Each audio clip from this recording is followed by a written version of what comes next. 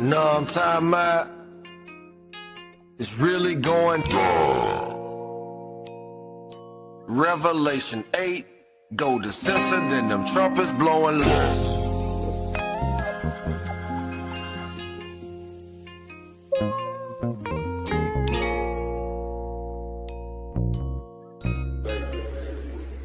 Every time you open up your Bible, bro, you gotta be Berean.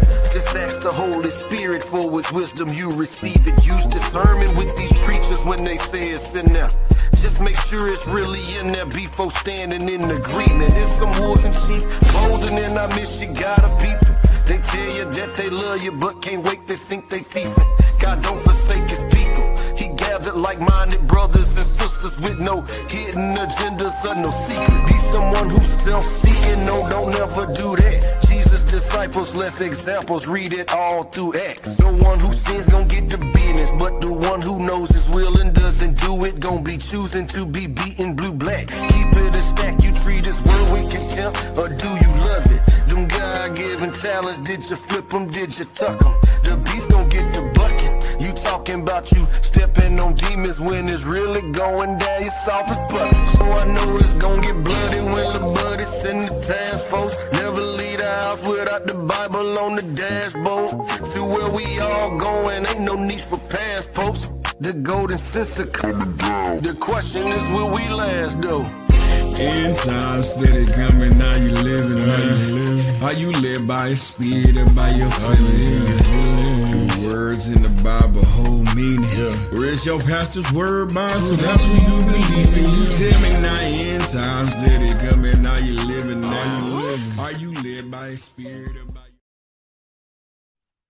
Good morning, brothers and sisters, and thank you for joining us for another Bible study. It's a beautiful opportunity. It is Sabbath, a day that we get to sit back and rest and dig into his word and see what nuggets and seeds is that he wants to reveal to us, and all of those great and wonderful things. And it's a beautiful opportunity to still be able to do that, to not have a closed heart, mind, and eyes and ears, to be able to sit back like a child and hear what God is steady showing in his word on a daily basis. It's a beautiful opportunity to not have to do that alone. God said it's not good for man to be alone. So you have brothers and sisters that are like-minded, that are seeking the same thing. That is a beautiful thing. And we are blessed with that beautiful thing. We got brothers and sisters on YouTube and Facebook and TikTok from all over. And then, of course, also from all over on Zoom, we got Be Strong and Courageous. Good morning and happy Sabbath.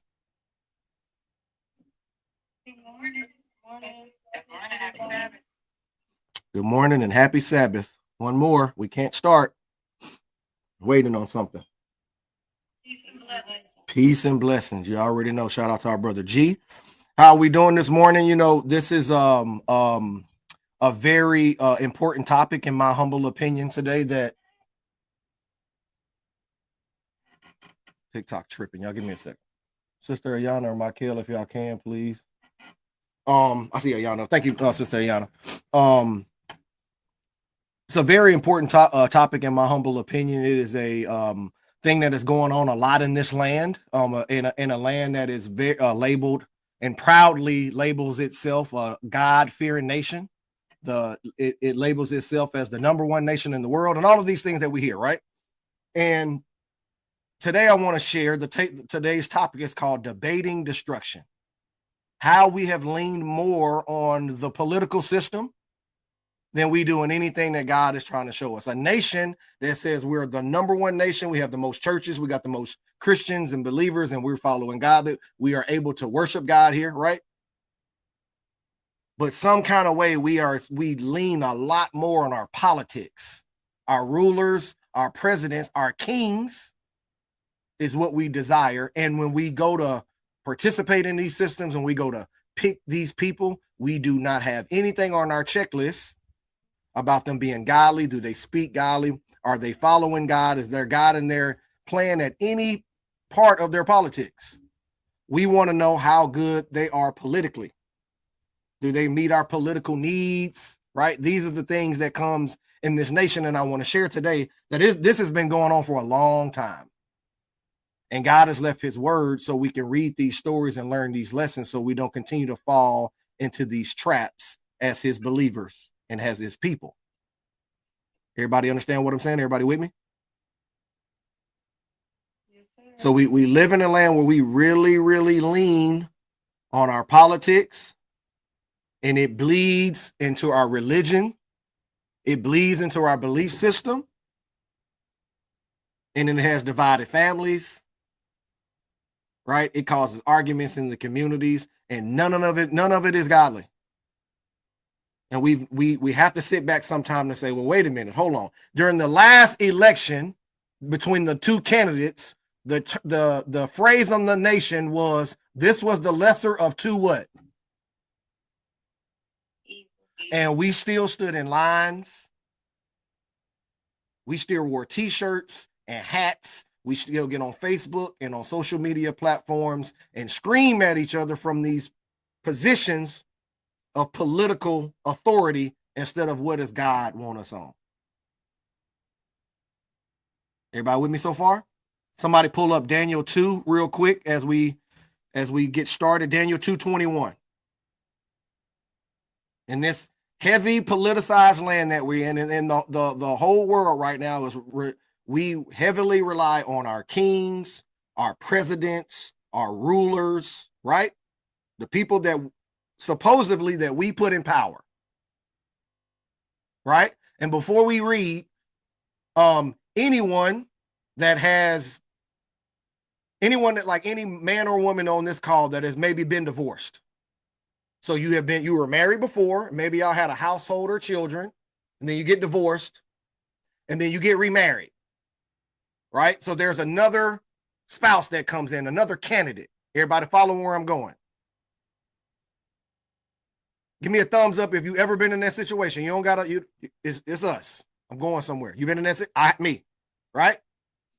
Have you noticed when you went from spouse to new spouse, was there a change in your household or things stay the same? Good or bad, that's not the point. Did things change? They changed, correct? So when you went from spouse to spouse, things changed. Hopefully for all of us out there for the better, right? Things changed. So I'm gonna use a woman as an example. You get divorced, you get a new husband, a new king, a new president. Y'all get what I'm saying? A new leader comes in and things change for the better. Now let's take what I just said to the political system. Every 4 to 8 years, we get a new person. Do things change? Think about what I just said. Every 48 years in this country, when we vote for presidents, do things change? Or has things remained the same in this nation from president to president to president to president to president? Is that correct? Yet we get in line every 48 years. We stand in front of our TVs. We listen to campaigns. We listen to debates to say, I'm going to do this different. I'm going to change this. Change is coming. This is coming. New jobs. America first. All of these things. Any of these things happen? But we convince ourselves not only that is change is coming, but we're picking the change. Daniel 2:21. Somebody read that for me. He changes times and seasons. He disposes kings and raises up others. He gives wisdom to the wise and knowledge to the discerning. He changes times and seasons. He deposes kings, and raises others. He gives wisdom to the wise and knowledge to the discerning. Who is he? God. So read that one more time and replace he with God, Mama Sue. God changes times and seasons. God deposes kings and raises up others. God gives wisdom to the wise and knowledge to the discerning. So with all the wisdom that we have, with all the history that we have evidence to see what happens when a nation strays away from God. Is that correct? We read this in the Bible and it says God puts in place kings and removes them. For every 48 years, what do we do? Stand in line and vote. And I'm going to show you what we're doing. I'm going to show us what we're doing, even when your candidate doesn't win. I'm going to show you what we're doing according to the word of God. Because then sometimes when the president or the person that we don't pick, when they win, we convince ourselves, oh, this wouldn't be going like this if this person won. Oh, have we been hearing that lately? We wouldn't be in these wars, and we wouldn't be in any of these things that the candidate had won. Let's go to 1 Samuel 8. We have all of this information. Before we go to 1 Samuel 8, in business, especially in this land and even in the streets, you ever heard of the term middleman? Yep. And if you're a wise business person, or if you're even in the streets, you would want to do what with the middleman? You want to get rid of it. Is wise. It is a good business decision to get rid of the middleman. So if you had a business and you were selling t-shirts and you had to buy some materials to sell the t-shirts from this middleman, but you find out the middleman is getting it from directly from the source way cheaper. Isn't it wise to try to get rid of the middleman? So we have a source. Who's our source? We have a source, a direct source. So let me slow down. Let me go back. You got a middleman, and the wise decision is to get rid of the middleman to get to the source. Let me show you what believers have done. You have the source, and you find a way to get a middleman. Does that make sense? Am I making this up? No. Let's go to 1 Samuel, and we're going to start at chapter 8. If you have been, and I'm going to bring this up to a lot, if you have been in the VA program, especially the brothers, we've been talking about Samuel, the book of Samuel, a lot. Correct? Chapter 8, we're going to we're at verse 1. It says, when Samuel grew old, he appointed his sons as what? Israel's leaders. We're going to read real slow. As Israel's leaders. Who is Israel? These are the group of people that God brought out of Egypt. These is God's people. This is correct. These are people that's supposed to be a light, right? We need all this for context. The name of his firstborn was Joel, and the name of his second son was Abijah, or Abijah, I want to say Abijah, and they served in Beersheba. But his son did not what? They turned aside after dishonest gain, accepted bribes, and perverted justice. What does that sound like?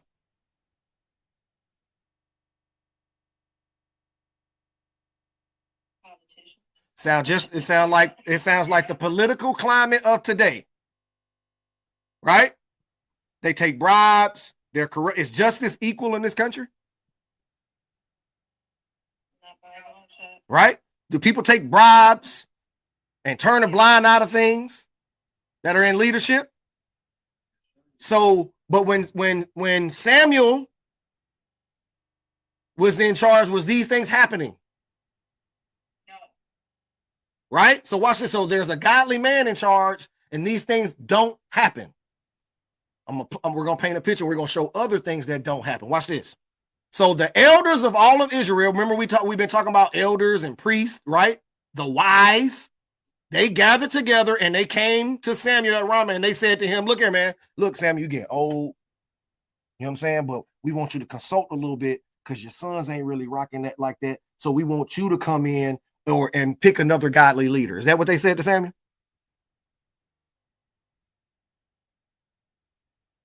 Yes. Yes. So they said to Samuel, give us a godly leader because your sons is tripping. No, they just wanted a leader, period. They said to him, you are old and your sons do not follow your ways. Now appoint us a king to lead. What kind of king? Keep reading. No, they just wanted a king to Appoint a king to lead us, such as what? All the other nations have. So they could have said, hey, man, yo, we want a leader like you, Samuel. Yeah. Because of the corruption and all of these things we're complaining about your son wasn't happening under your leadership. But they said, we want a king just like all of the other nations have. Y'all hear it? What did they just ask for? A political king. Uh-huh. What? Correct. What did they just ask for? We just talked about it.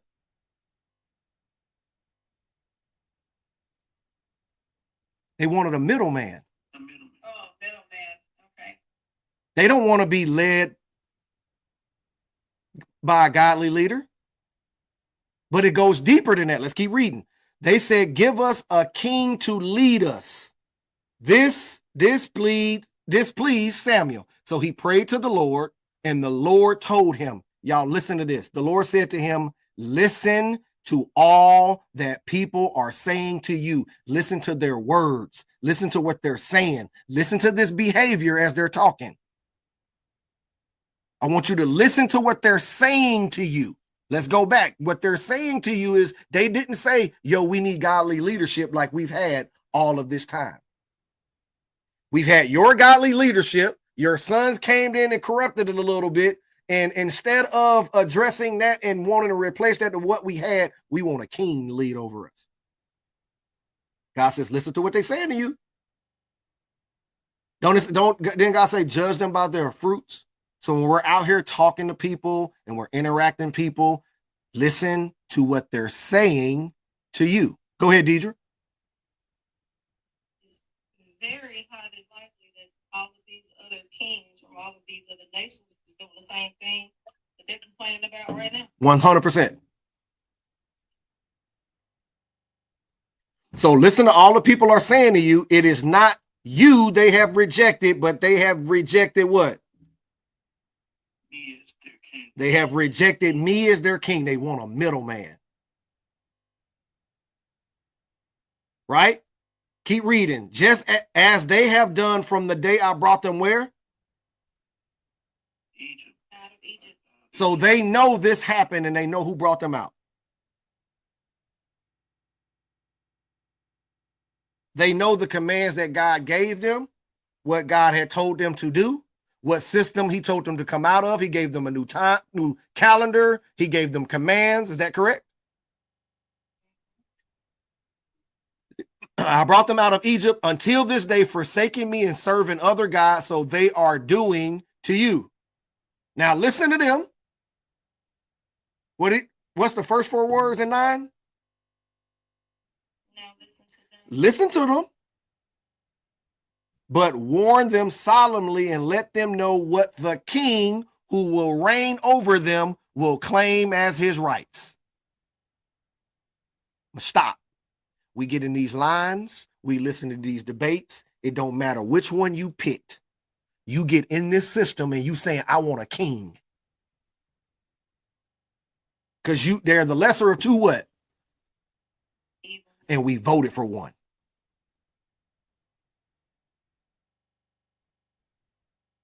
Ain't that, y'all get what I'm saying? We're asking for the system. You're asking to be ruled. You're asking to be ruled by ungodly people. And we've known they've been ungodly for decade after decade after decade. Y'all get what I'm saying? We know it and we learn it. Right? Do y'all know that it's people that voted for the current president for a certain reason, for the certain things that he ran on? He didn't do none of that. Now they're like, the system might be corrupt. The thing that's coming out about children and the people in our government and leadership and celebrity are pedophiles. You're shocked. But you were okay with the other ungodly things they've done for decade after decade after decade after decade after decade. They proved that they were ungodly. But every 48 years, we want a new king with all the evidence. We don't demand, like, hold on. Are you even godly? VAers that's in the VA program, what do we do every morning before we do anything? Spend time with the Lord. Spend time, say it again. Spend time with the Lord. So you spend time with the Lord, you're at his feet, you're inquiring at the Lord of what he wants you to do, correct, for the day, correct? Yeah. And we are just fathers, mothers, people just go to work, right? Should you want a leader that did the same thing? Women, do you want a husband that does that? Or do you want your husband, he just gets up and he just wings it? No, we want a godly man. Absolutely. Right? We do we sit back with our leaders? Hold on, bro. How much do you get up in the morning before you discuss decisions that can affect millions of lives? Do you sit with the Lord? This sounds crazy in the nation that we live in because we have been convinced that we pick them.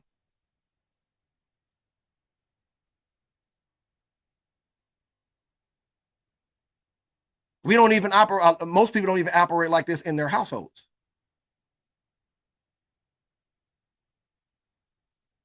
Who are we picking to lead us? Let's keep reading. Samuel told all of the words to the Lord. Let me go back. So you remember he said, now listen to them, but warn them solemnly and let them know what the king who will reign over them will claim as his rights. So Samuel told, this is going to be very, very important. I want to watch the behavior of Samuel, right? So Samuel told some of the words that the Lord said to the people. So Samuel told what he felt like was important to the people. Okay, so Samuel told all the words of the Lord to the people who were asking him for a king. And he said, this is what the king who will reign over you will claim as his rights.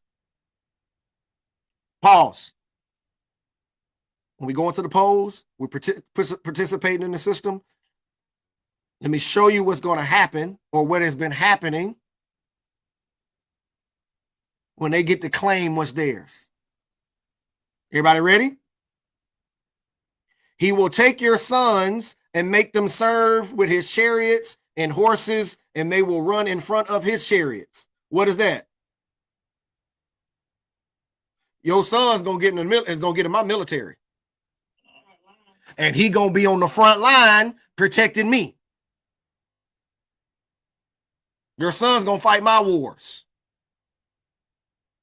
Some he will assign to commanders of thousands, right? Some of them gonna be captains and got good jobs, and other commanders of 50s, and others are gonna do what? Plow his ground and reap his harvest, and others will make weapons of war and equipment for his chariots. So this sounds like a war machine, or what we call today as the military industrial complex.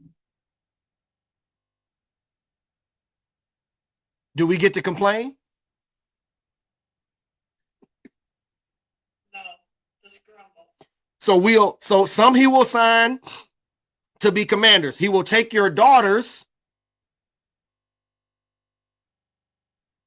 It don't even matter at this point. He gonna take your daughters to be perfumers and cooks and bakers.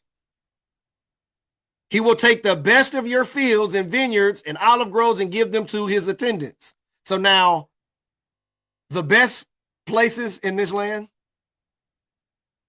do the people own them? Nope, the billionaires. So the best of the vineyards, the olive groves, all of the Martha's, all of these nice places, we don't own them. He will take 1/10 of your grain and of your vintage and give it to his officials and attendants. What is this?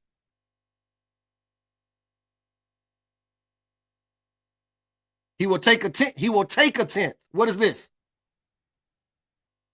Taxes.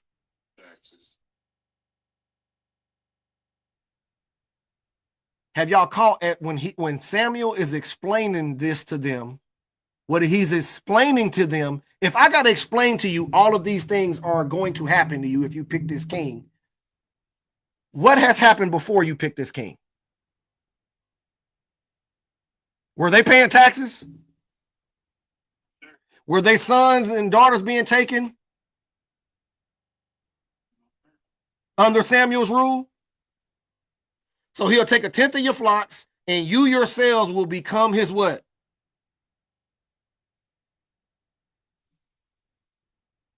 Slaves. And when that day comes, you will cry for relief from the what?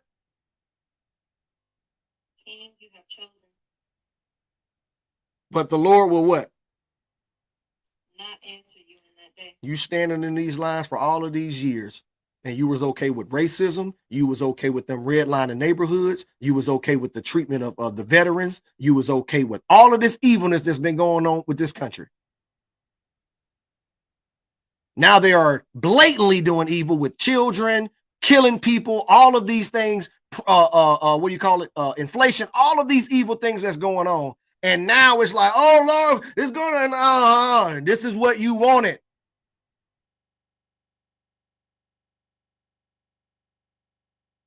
We don't think about it like that.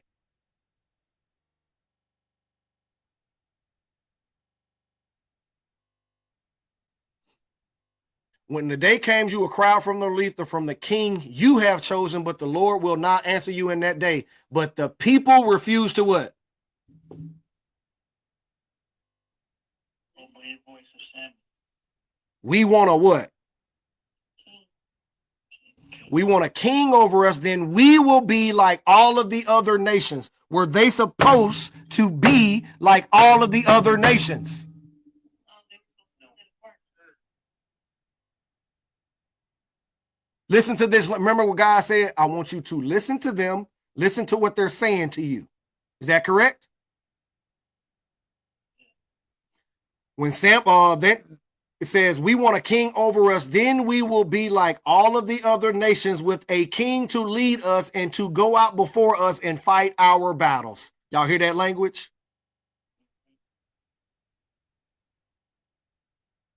Don't we say that here? We're okay with bombing and all of these things in the other countries, and we're saying we're fighting for our freedom. He's fighting. Our president is fighting for us. What? When Samuel heard all of what the people said, he repeated it before the Lord, and the Lord answered, listen to them and do what? Give them what they asked. I'm finna give you what you asked for. Parents, you ever had the child special and toddler stages where they want to eat everything? And you might be eating a pizza or something, and you got like the little hot pepper or something, and you tell like, no, you don't, this hot, or the cheese, this hot, no. And finally, you just let them what? Let them hurt themselves. You let them bite it. Let them eat it. And when all that screaming, you like, I told you. This is what you asked for. Everybody with me so far? Everybody, y'all ready to stop? Everybody ready to end the Bible study? Let's go to chapter 9. We're in Samuel, the whole study. So I won't bounce you around a lot. We're at Samuel 9, and we're going to start at 15. So they asked for a king, right? And the Lord said, give them what they asked for. Everybody with me? Now, the day before Saul came, the Lord had revealed this to Samuel. About this time tomorrow, I will send you a man from the land of Benjamin, anoint him ruler over my people, Israel, and he will deliver them from the hand of the Philistines. And I have looked on my people, for their cry has reached me. When Samuel caught sight of Saul, the Lord said to him, this is the man that I spoke to you about. He will govern my people. So 19, it says, I am the seer. Samuel replied, go up ahead of me to the high place for you today, or for today you are to eat with me. And in the morning I will send you on your way and tell you all that is in your heart. As for the donkeys you lost 3 days ago, do not worry about them. They have been found. And to whom is all the desire of Israel turned, if not to you and your whole family line? Right? So Saul's response, We've read this type of response before. I'm a Benjamite. I'm the smallest of my clan. I'm the smallest. I'm the least, right? But this is who God is about to anoint king. Correct? Samuel brings Saul and his servant into the hall, and they seated with him, and about 30 in number. And Samuel said to the cook, bring that piece of meat that I gave you, that I told you to set aside. Right? So there's a ceremony. They're going through all of these things and these steps, and they're about to anoint him as king of Israel. Is everybody with me so far? Yeah. Let's go down to 26. They rose about daybreak, and Samuel called Saul to the roof. It's Samuel and Saul. What we're going to start to see as we're reading through the study today, brothers and sisters, is that Samuel is a man of God and God after God's own heart. And although Samuel knows what is about to happen,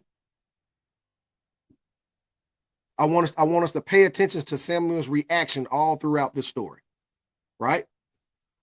They're on the roof. They rose at daybreak and says, get ready and I will send you on your way. Saul got ready and he and Samuel went outside together. And as they were going down to the edge of town, Samuel told Saul, tell the servant to go ahead of us. And the servant did so, but you stay here for a while so that I may give you what?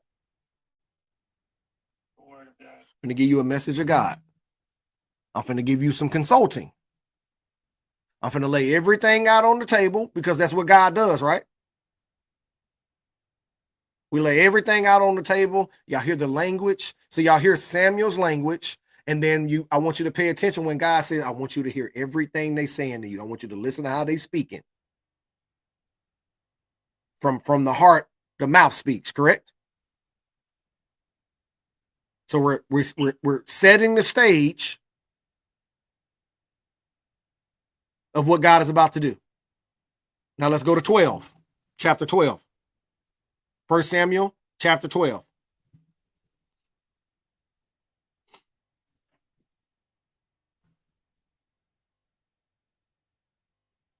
First Samuel, chapter 12. We're at 1. Samuel said to all of Israel, I have listened to what? Everything, all that you have said to me. I've listened to everything you said to me, and I have set a king over you. King that you wanted. Now you have a king as your leader. As for me, I'm old and gray, and my sons are here with you, and I have been your leader from my youth until this day.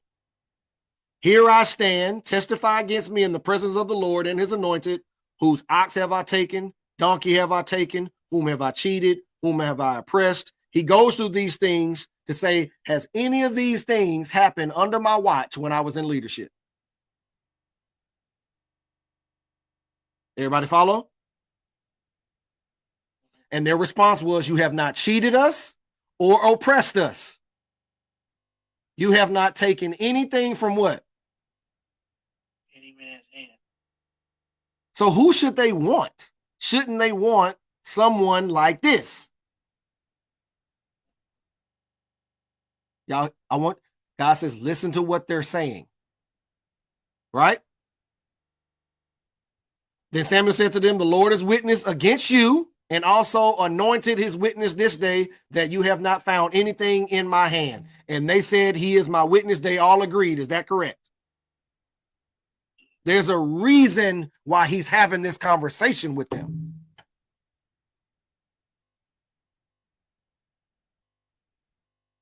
Everybody with me?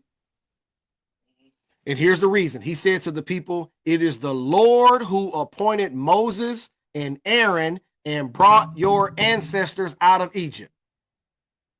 Now then, stand here because I'm going to confront you with evidence before the Lord as to all the righteous acts performed by the Lord for you and your ancestors. After Jacob entered Egypt, they cried out for the Lord, and the Lord sent Moses and Aaron, who brought your ancestors out of Egypt and settled them in this place. But they forgot their Lord. So he sold them into the hand of Sisera, the commander of the army of Hazor, and into the hand of the Philistines and the king of Moab, who fought against them. They cried out to the Lord, and says, we have sinned, we have forsaken the Lord and served the Baals and the Ashereths. But now deliver us from the hands of our enemies, and we will serve you. So then the Lord sent Jerubbaal, that's Gideon, Barak, Jephthah, and Samuel, and he delivered you from the hands of your enemies all around you, so that you what? But when you saw that the Nahash king of the Amorites was moving against you, you said to me what? No, king shall reign over us. Not only did you say, no, we want a king to reign over us, you had the Lord God as your king that did all of these things that I just described. But now, here's the king that you have chosen, the one you asked for. See, the Lord has set a king over you. Y'all hear it? You got on the lines. You went to the camp. You said all of these things. You bypassed godly principle because you want a president. So now here you go. If you fear the Lord, so they make this mistake. Does he still give them a way out? Yep. If you fear the Lord and serve and obey him and do not rebel against his commands, and if both you and what? King. And both you and the king who reigns over you follow the Lord your God, good. You straight. But if you do not obey, and if you rebel against his commands, his hand will be against you as it was against your ancestors.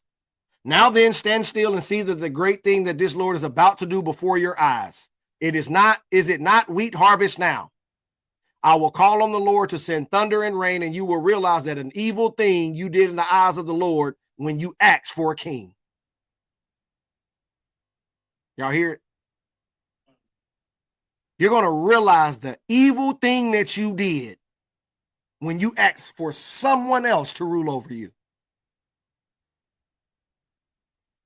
Samuel called on the Lord, and that same day the Lord sent thunder and rain, so all the people stood in awe of the Lord and of Samuel. Somebody read 19. What did the people say to Samuel? Pray for your servants to the Lord your God, that we may not die, for we have added to all our sins the evil of asking a king for ourselves. So all of these evil things that we've done, we've just added to it by even asking for a king. They come to that realization, right? Samuel says, do not be afraid. You have all done this evil, yet do not turn away from the Lord, but serve the Lord with all your heart. So now we can get some information, right? We can realize that everything that we've done in this land, because it's traditional and we've been told, and we can realize the evil in it, and we can say, hold on, and follow God with all our heart, all our soul, all our mind, right? And continue to plant the seeds that just been planted in us to tell us to come out of her, my people. Can't we do that? Do not turn away after useless idols. They can do no good for you, nor that they can rescue you. They are useless. For the sake of his great name, the Lord will not reject his people, because the Lord was pleased to make you his own. As for me, far be it from me that I should sin against the Lord by failing to what? So you see, the heart is a group of people that just did an evil thing in God's sight. And he could have been like the religious people of today, or some religious people back in his day, but especially religious. You're going to hell. You're doing this. All of these things. Did Samuel do that? Oh man, let me pray for you. Let me tell you what God is saying. Y'all got to chill out. And I will teach you the way that is good and right. Be sure to fear the Lord and serve him faithfully with all your heart. When you ask him for a king, you won't fear him.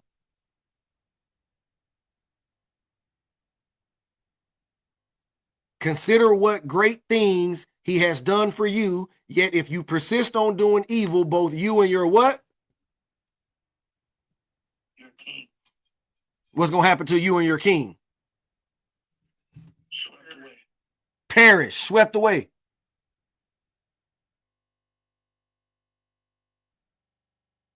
How many people can hear stuff like this? You gotta be careful talking about people on their politics, right? Nah, no. Be like Samuel. Your king will be useless. Cut the middleman. Let's go to 13. Y'all tired yet? Y'all want an intermission? No, sir. Let's go to chapter 13.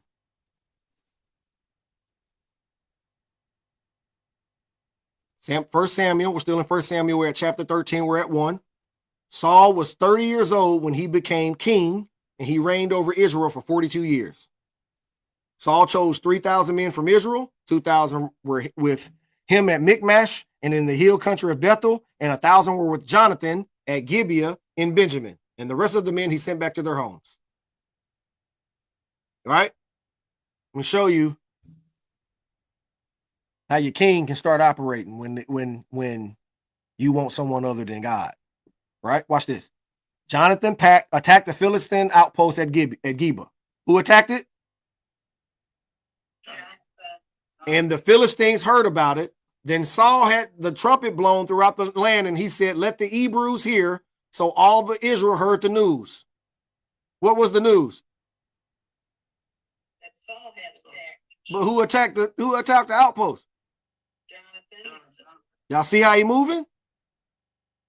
And now Israel had become obnoxious to the Philistines, and the people were summoned to join Saul at Gilgal. The Philistines assembled to fight Israel with 3,000 chariots, 6,000 charioteers, soldiers, and the soldiers' numbers as sand on the seashore. It was a bunch of them. And they went up and camped at Michmash, east of Bethel, at Beth Haven. And when the Israelites saw that their situation was critical, that their army was hard pressed, they hid in caves, thickets, among the rocks, and in pits, and in cisterns. Some of Hebrews even crossed the Jordan to the land of Gad and Gilead. Saul remained at Gilgal, and all of the troops with him were quaking with fear. He waited 7 days, the time set by Samuel, but Samuel did not come to Gilgal, and Saul's men began to scatter. So he said, "Bring me the burnt offering, the fellowship offerings," and Saul offered up the burnt offering. Just as he finished making the offering, Samuel arrived, and Saul went out to greet him. What did Samuel say? Somebody read 11. What have you done? Go ahead. What have you done? Asked Samuel, because they were supposed to wait for Samuel before they did the offering. Correct. So he said, "What have you done?" asked Samuel. Saul replied, "When I saw that the men were scattering, and that you did not come at the set time, and that the Philistines were assembling at Michmash." Stop. I thought. He what? I thought. I thought. Y'all hear the language? Pay attention. There's going to be a point at the end. I thought, now the Philistines will come down against me at Gilgal, and I have not sought the Lord's favor. So I felt, what's the next word? I felt. We already know about felt, but I'm gonna give him a pass on felt. Read compel. What's somebody read the definition of compelled?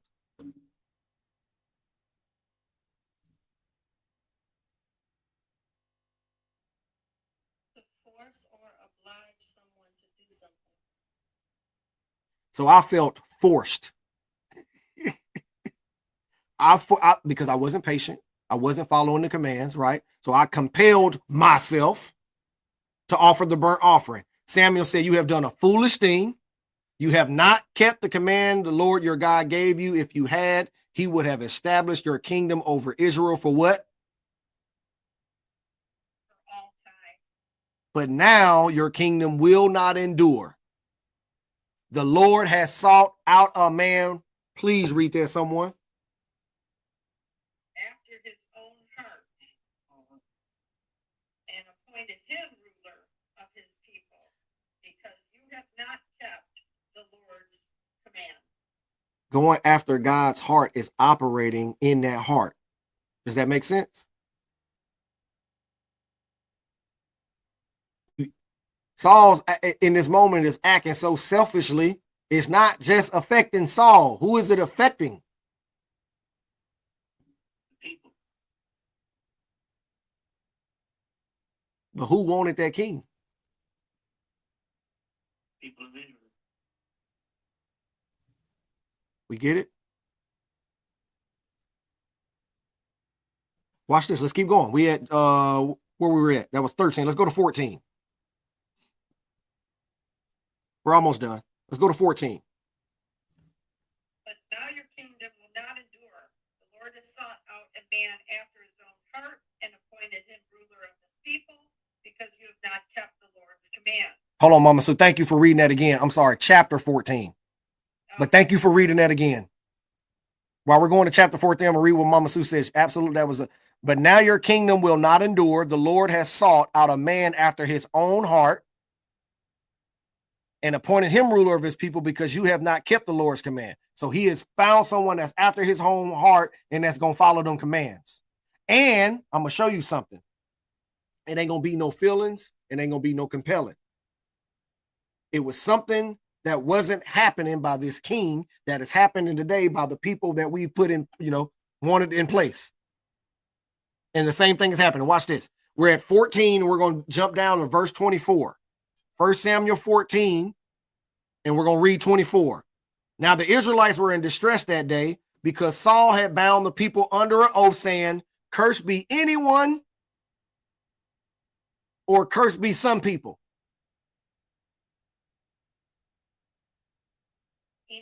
So anyone who eats food before evening comes, before I have avenged myself on my enemies. So none of the troops tasted food.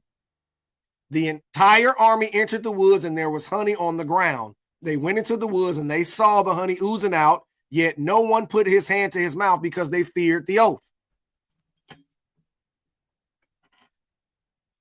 But Jonathan had not heard that his father had bound the people with the oath. So he reached out to the end of the staff that was in his hand and dipped it into the honeycomb, and he raised his hand to his mouth, and as his eyes brightened.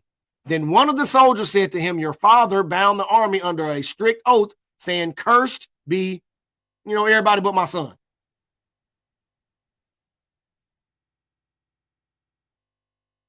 Anyone, right? So this is why the men are faint. Then Jonathan said, "My father has made trouble for the country. See how my eyes brightened when I tasted a little of this honey? How much better would it have been if the men had eaten today some of the plunder they took from their enemies? Would not the slaughter of the Philistine have been even greater?" And that day, all of the Israelites struck down the Philistines from Michmash to Aijalon, and they were exhausted.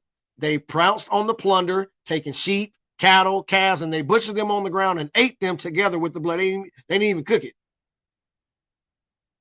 Someone said to Saul, "Look, the men are sinning against the Lord by eating the meat that has blood in it."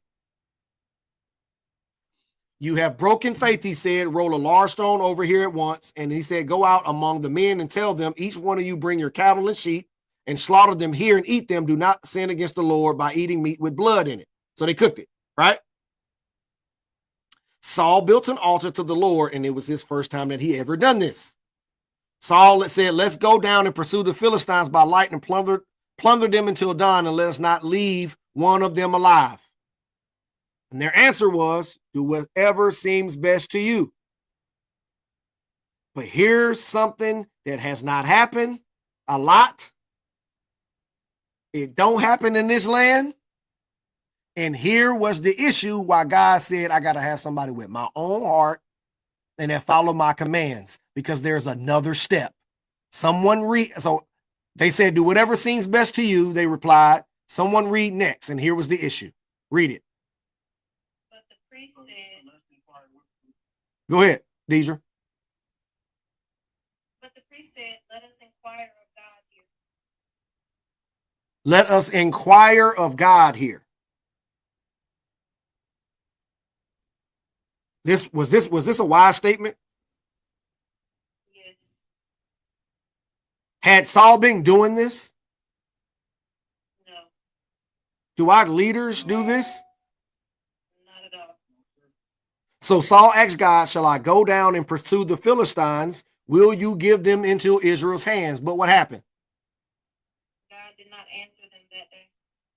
So Saul said, come all of here, all of the leaders of the army, and let us find out what sin has been committed today. As surely as the Lord who rescued Israel lives, even if the guilt lives with my son Jonathan, he must what? No longer be living. But no one said anything. Why?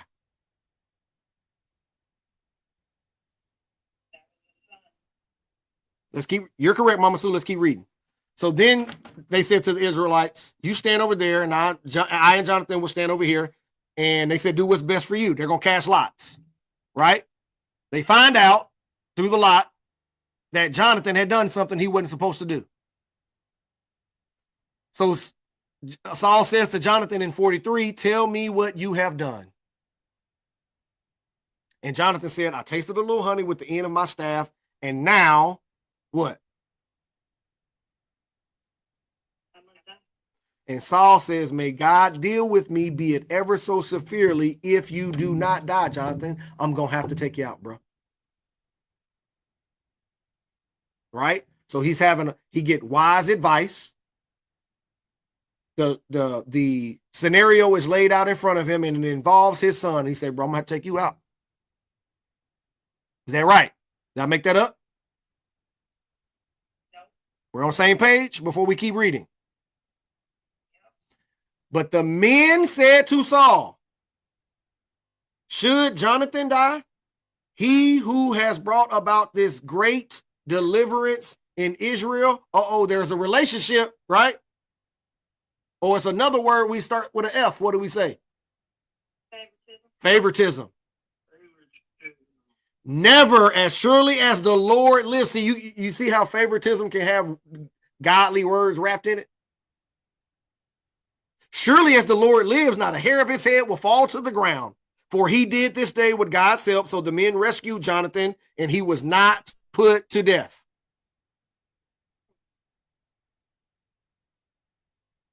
They interceded for him. Cried out. Because they had favoritism. Had it been anyone else, that might not have been their response. Because you remember, it was them that came to Jonathan. Hey, bro, you ain't supposed to be eating. But you see how they moving? You see how Saul moving? And see how that's not okay with God? But I want to point out something before we go to 16. So let's jump. We're in 15, right? Let's go to 52. And it says, all of the days of Saul, there were bitter war with the Philistines. But pay attention to this. Read the rest of that sentence, someone.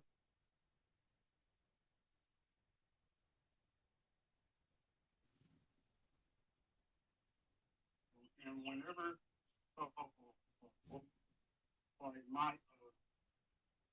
mighty or brave man took them into his service. So whenever Saul saw a mighty or brave man, he took him into his service. Y'all read that? What verse is that here? This is 1 Samuel 15, verse 52.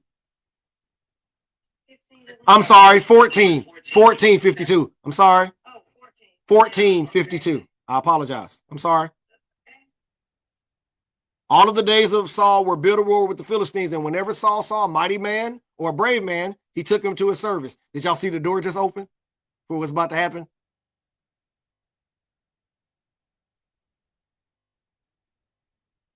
Everybody catch it?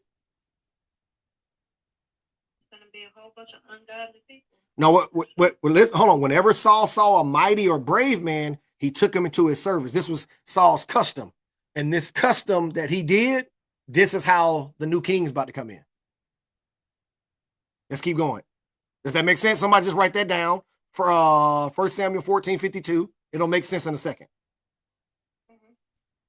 All right, we're at 15 now.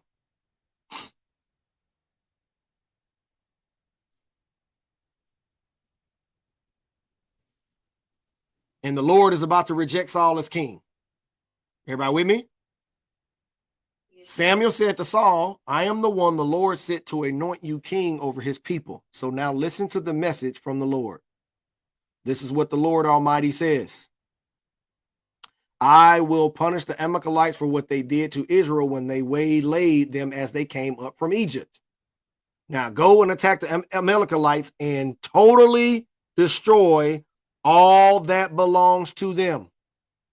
Do not spare them. Put to death men and women, children and infants, cattle and sheep, camels and donkeys. Everybody got the instructions? So he's supposed to go and wipe out what? Everything. Everything. Everything. Leave nothing. So Saul summoned the men and mustered them at Tillim, 200,000 foot soldiers and 10,000 from Judah. Saul went to the city of Amalek and set an ambush in the ravine. Then he said to the Kenites, go away, leave the Amalekites so that I do not destroy you along with them. For you showed kindness to all of the Israelites when they came up out of Egypt. So the Kenites moved away from the Amalekites, and then Saul attacked the Amalekites all the way from Havilah to Shur, near the eastern border of Egypt. He took Agag, king of the Amalekites, alive, and all of his people he totally destroyed with the sword. But Saul and the army spared Agag and the best of the sheep and the cattle, the fat calves and the lambs, and everything that was good. Everything that was good in whose sight? Saul. You see, we see the problem. And then they were unwilling to destroy completely. But everything that was despised and weak, they totally destroyed. Despised and weak in whose eyes? Saul. But if you remember, God told him to get rid of all of it, right? Mm-hmm. Then when the word of the Lord came to Samuel, I regret that I have made Saul king because he has turned away from me and has not carried out my instructions. Samuel was angry and he cried out to the Lord all that night. Why y'all think Samuel was so angry that he cried out to the Lord that night? Was it his favoritism with Saul that he loved Saul so much?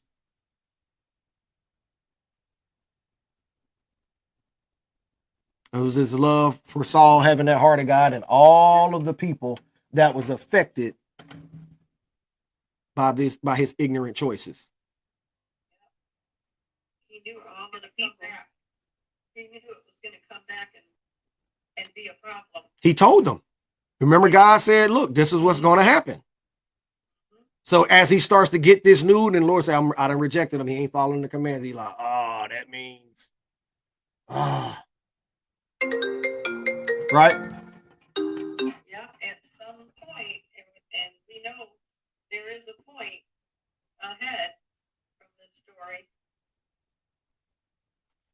Early in the morning, Samuel got up and went to meet Saul. Hold on a second. Yep. Early in the morning, Samuel got up and went to meet Saul, but he was told Saul has gone to Carmel. There he has set up a monument in his own honor and has turned and gone down to Gilgal. And when Samuel reached Saul, Saul said, what? The Lord bless you. I have carried out the Lord's instructions. You didn't. You a liar. So, but hold on. He said, I've carried out the Lord's instructions. What did Samuel say?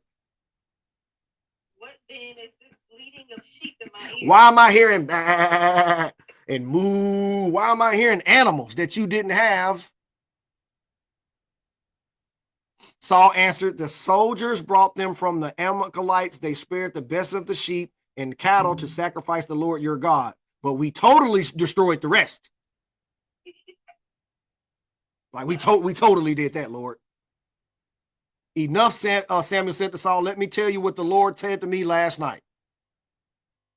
Tell me, Saul replied, although you were once small in your own eyes, did not become the head of the tribes of Israel. The Lord anointed you king over Israel, and he sent you on a mission saying, go and completely destroy those wicked people, the Amalekites. Wage war against them until you have wiped them out. Why did you not obey the Lord? Why did you pounce on the plunder and do evil in the eyes of the Lord?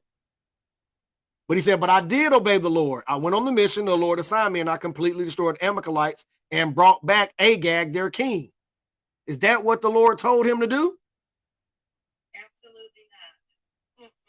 The soldiers took their sheep and cattle from the plunder, the best of was devoted to God, in order to sacrifice them to the Lord your God at Gilgal. What Samuel say? Does the Lord, go ahead. Does the Lord delight in burnt offerings and sacrifices as much as in obeying the Lord? To obey is better than sacrifice, and to heed is better than the fat of rams. You see it? You can see how these middlemen can move when we prefer them over our king. Does our king move like this?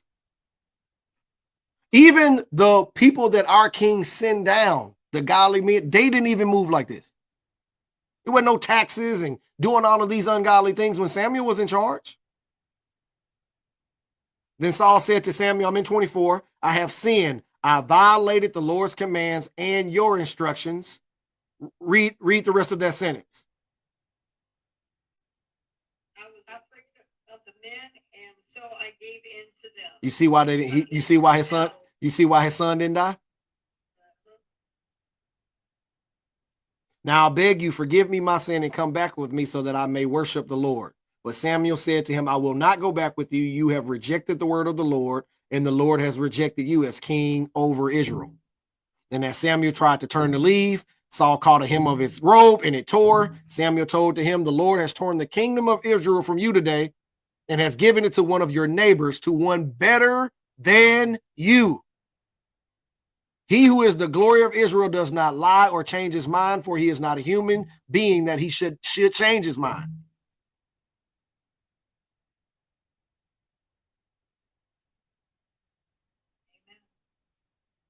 Y'all hear it?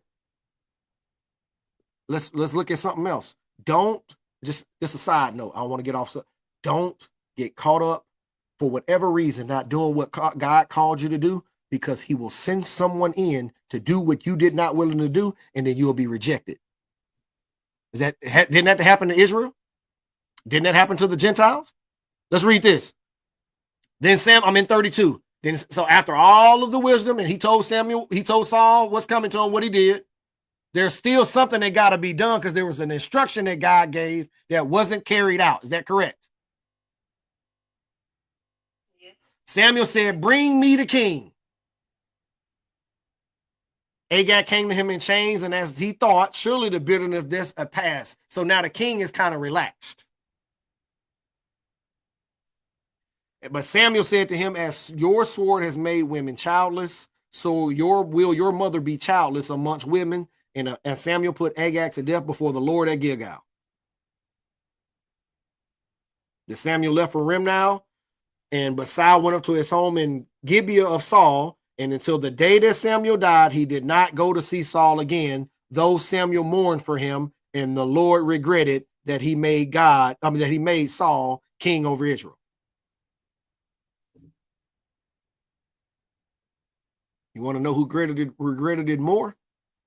I ain't gonna say more, but you know who also regretted it? The people that Samuel warned what was about to happen to them for asking for such an evil thing, to be ruled by ungodly people. And that's what's happening today. That's exactly what's happening today. So real quick, because I want to close this out, let's go to 1 Samuel 16 real quick. And if y'all remember when I said, I think that was in 1452, when he found a mighty man, he brought him into his service, right? And if you remember the story of Saul goes down, I'll start at 16 real quick, just for some context. How the Lord said to Samuel, how long will you mourn for Saul, since I have rejected him as king over Israel? So Saul is Samuel is very, very distraught, correct? But God sends him to Bethlehem to go anoint a king, one of Jesse's sons, right? And we read this story, right? We actually read this a couple of studies ago. But the point that I want to rehash that. What I want to rehash is that if you remember when they went through going through the sons, and now Samuel has a little bit easier time of God rejection. right? Because of what he just went through. They go to anoint David's son. God says, this is the one, right? They anoint David's son. And I just want to show you how God worked. So somebody read 1 Samuel 14:52 one more time.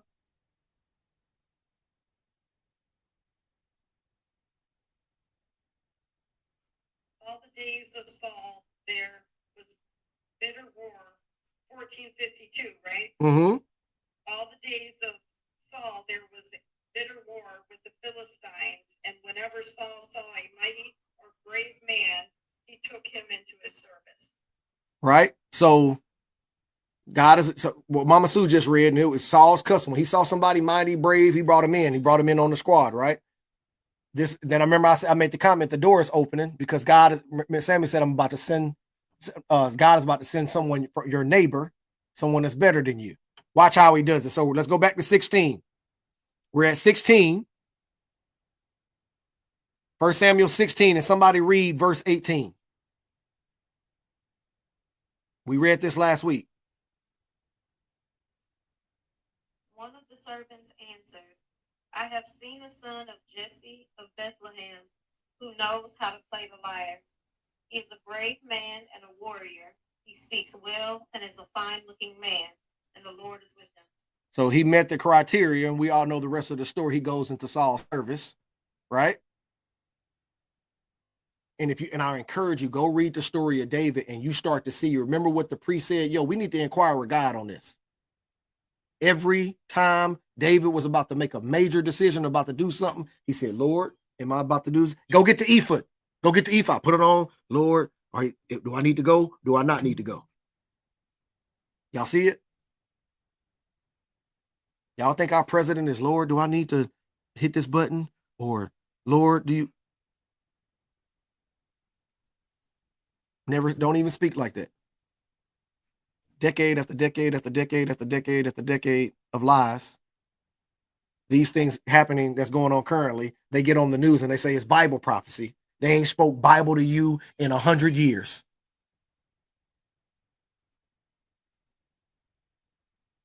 Y'all get it?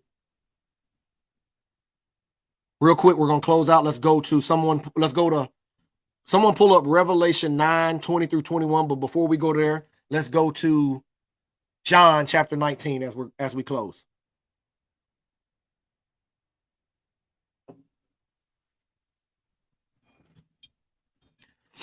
John 19. And we're going to start at verse 1. Then Pilate took Jesus and had him flogged. The soldiers twisted together a crown of thorns and put it on his head. And they clothed him in a purple robe and went to him again and again, saying, Hail the what? King of the Jews. Hear my point before we close. And they slapped him in the face. Once more, Pilate came out and said to the Jews gathered there, look, I'm bringing him out to you to let you know that I find no basis for a charge against him. When Jesus came out wearing the crown of thorns and the purple robe, Pilate said to them, here is the man. As soon as the who? Chief priest. So priests of what? Religious priests, right? Yeah. And their oppression, they shouted what? Crucify him. Kill him. Religious priests. The chief religious priests. Right? But let's look where I'm going. Pilate answered him, you take him and you crucify him. As for me, I found no basis for a charge against him. Remember when we first started reading, God told Samuel, I want you to listen to what? What they say. I want you to listen to what they say. So family, as I'm reading this, I want y'all to listen to what they say as we close. Pilate said, you take him. I found no a charge against him. The Jewish leaders insisted, we have a law, and according to the law, he must die because he claimed to be the Son of God. When Pilate heard this, when Pilate heard this, he was even more afraid, and he went back inside the palace. Where do you come from? He asked Jesus, but Jesus gave him no answer. Do you refuse to speak to me? Pilate said, do you realize I have the power to either free you or to crucify you? And let me go on, check. Jesus, let me go on and I'm gonna just go ahead and let me check you real quick. You don't have no power. The only power you have is what was sent from above. You only got me in your possession because this is the will of, this is the will. But therefore, the one who handed me over to you is guilty of a greater sin, right? And I'm gonna show you why. Let me back up. The greater sin is because they had the king right there in front of them, and they desired a what? The middleman. They wanted a middleman. From then on, Pilate tried to set Jesus free, but the Jewish leaders kept shouting, if you let this man go, you are no friend of Caesar. Anyone who claims to be a what? King Opposes who? Caesar. Watch this. When Pilate heard this, he brought Jesus out and sat down on the judge's seat at the place known as the stone pavement, which is Aramaic for Gabbatha. It was the day of the preparation of the Passover. It was about noon. Here is your what?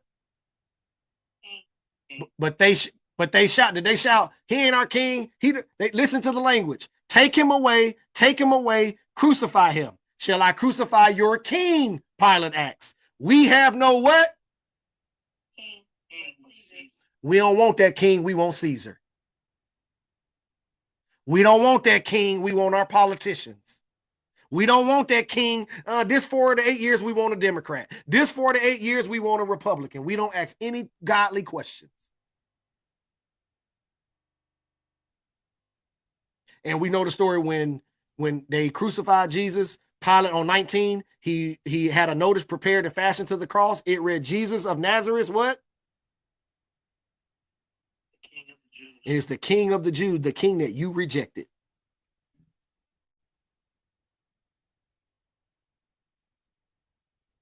Watch this. Then I asked someone to pull up Revelation 9, 20 and 21. Did somebody pull it up for me? Before you read it, this is when the tribulation starts. The trumpets have gone off. It is going down, right? It is plague, it's wild beasts. There's a lot of people passing away. Somebody got the verse for me? Yeah. Go ahead. The rest of mankind who were not killed by these plagues still did not repent of the work of their hands. They did not stop worshiping demons and idols of gold, silver, bronze, stone, and wood, idols that could not see or hear or walk. Nor did they repent of their murders, their magic arts, their sexual immorality, or their thefts. They still, through all of the death, through all of the things, they still are going to refuse the one and true king. They don't want him. They don't want to be ruled by him. When the 144,000 are killed, people are going to be doing what? Worshiping peace. Celebrating. Celebrating because, we don't have the conviction anymore from the two witnesses.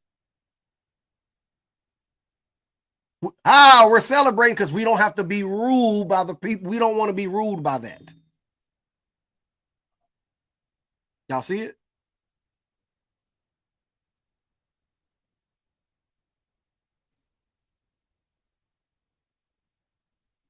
Who is our king? Who do we want to be ruled by? Jesus. The title of the Bible study was Debating Destruction. If you saw the artwork, that's what the debate, they sitting there arguing about who's going to destroy us the best. And we okay with it because,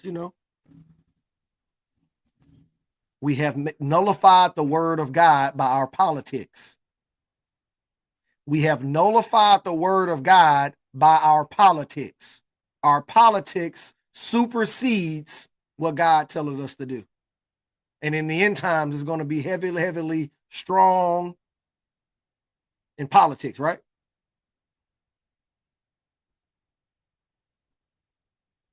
Be careful. Are we debating our own destruction? Are we signing up for our own destruction? Or are we willing to say, hold on, man, this evil thing that we've done, Lord, I've done an evil thing. but I want to follow you with all my heart. I don't want to be wicked. I don't want to be out of your presence. I don't want to be away from you. I don't want to be selfish. I don't want to be this way. I want to be at your feet. I want to follow you. I want you to rule me. Send me godly counsel, right? Blessed is the one who don't sit in the counsel of the ungodly. Those who are wise will continue to be wise, but the wicked will continue to ask for a middleman. The wicked will continue to want to be ruled by a king that is not Jesus, that is not God. The wicked will continue to be wicked. Hey, man, I'm going to stop talking. With that being said, I'm going to go ahead and shut down Facebook and YouTube and TikTok. I appreciate everybody's time tonight or today, whatever. It's tonight somewhere. It's tonight in China. Okay, my brothers and sisters in China. All right, so we'll be back very, very soon. And praise God, I thank you for taking the time out to listen. I hope it was beneficial. I hope the seeds were planted on good ground. I hope you heard God's words over my words. I hope you understand that these weren't my words. We do everything we can to read through the Bible slowly to see what God is saying. So we don't give out our opinions, or we're not compelled to do what we're felt to do, but we're being led to follow God's commands. So with that being said, I'll see everybody real soon. Thanks for joining us. And 4719, enjoy the rest of your Sabbath. Yeah. Whatever, yeah. Whatever, yeah. But first I need you. Yeah. But Lord, I need you. Yeah. I'll go wherever you want me to go and do what you want me to do. But Lord, I need you, cause it's not by my strength that I move how I move. On your mission, you really mean business. Can I stop till you tell me I'm finished? Just like Noah, we read it in Genesis. Lay that out how you really gon' finish this. Yeah. But we only be thinking about us, and you where we say we put our trust. Know our words even ain't enough. If we hit the part from me, that's tough. But we did it, showed our faith how we really was living. Being a soldier and a martyr, that's different. Yeah.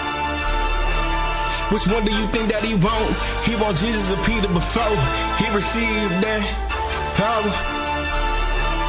'Cause Lord, I need your power.